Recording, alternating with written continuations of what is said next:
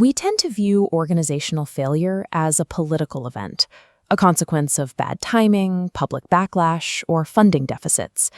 But the death of an institution is governed by the objective laws of thermodynamics and neurobiology. To map these laws, Clinton Alden and the Kosmos Institute of Systems Theory developed a predictive framework.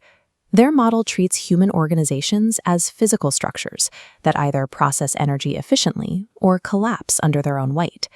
The ultimate test case for this framework's predictive power was the Department of Government Efficiency, known as Doge.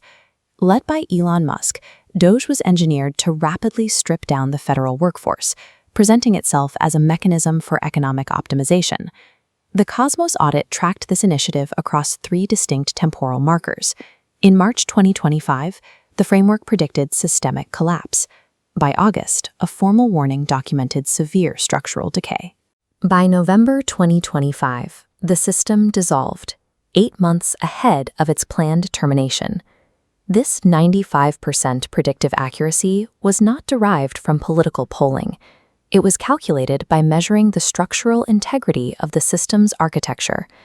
If institutional collapse can be mathematically predicted months in advance, then human organizations are subject to universal physical laws that can be mapped and measured, which poses the central question of this investigation.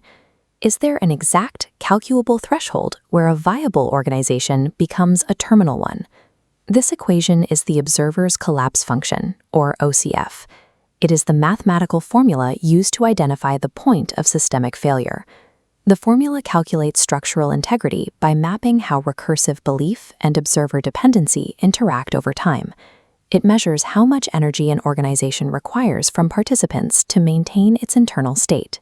When an institution demands massive participation but delivers zero mutual benefit, this metric drops.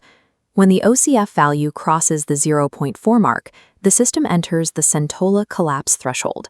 Crossing this threshold is a point of no return. Once that mathematical limit is reached, organizations can be identified as terminal long before the public failure occurs. To understand how Doge hit that terminal velocity so quickly, we have to look inward at the architectural blueprint. The defining flaw is centralized control stability. When decision-making power is concentrated at the top, an organization loses its ability to process information and adapt to local environments. This chart visualizes that inflexible architecture. Every command flows from a central hub, leaving the peripheral nodes with zero distributed agency.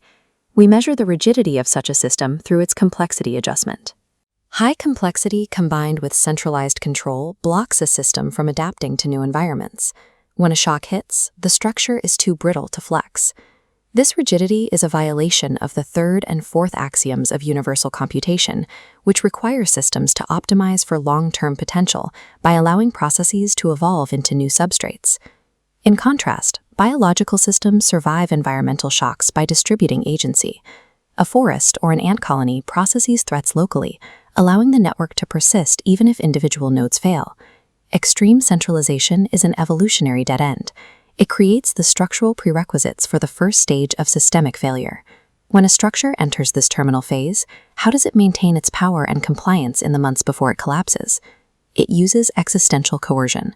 This is a mechanism of extraction where an unnatural system forces compliance through the threat of future loss. It functions as a thermodynamic Ponzi scheme. The organization extracts energy and resources in the present by promising security in a future state that it cannot actually deliver. Instead of expending physical force to compel a workforce, the system borrows energy from the observer's own mind. It forces individuals to model catastrophic future scenarios, like the loss of survival or identity, to generate immediate compliance. Relying on existential threats rather than mutual benefit creates a mathematically unstable environment that relies entirely on borrowed time. We can trace this extraction by moving from the macro-organizational level down to the biological substrate, the human nervous system. This diagram reveals the neural hardware that extractive systems exploit to gain compliance. Institutions hijack the prefrontal cortex, forcing the individual to model threatening, catastrophic future scenarios. The brain is effectively forced to spend its energy simulating its own destruction. This constant threat modeling triggers a physiological shift down to the brain's fear center. The amygdala then enforces institutional compliance through extreme loss aversion. The worker obeys because the biological cost of defiance is modeled as an existential threat. This neurological hostage situation is the direct biological proxy for the decay of the observer's collapse function.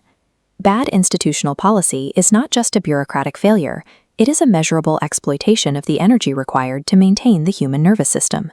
This energy drain initiates the doubt phase. The trigger occurs when the institution's promised future fails to arrive. This is a critically low delivery ratio.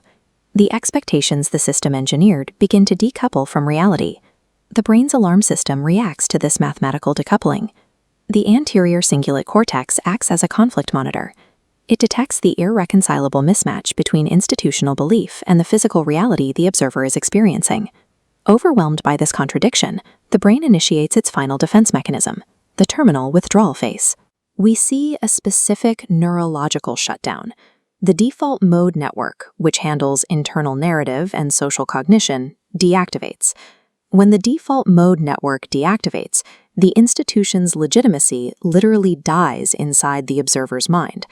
This neurobiological withdrawal is the physical event that breaches the Centola collapse threshold, rendering the institution functionally dead, regardless of its remaining funding. Extractive systems fail because they operate in defiance of the foundational axioms of universal computation. Their fatal flaw is relying on recursive belief, demanding that people believe in the system to keep it alive, rather than building an intrinsically persistent physical state. Comparing data profiles of a dead system versus a living one, the architectural differences are absolute. The pathological profile relies on extraction and centralized points of failure, bleeding energy through constant enforcement. The bionatural system preserves energy by distributing the load through decentralized, local processing.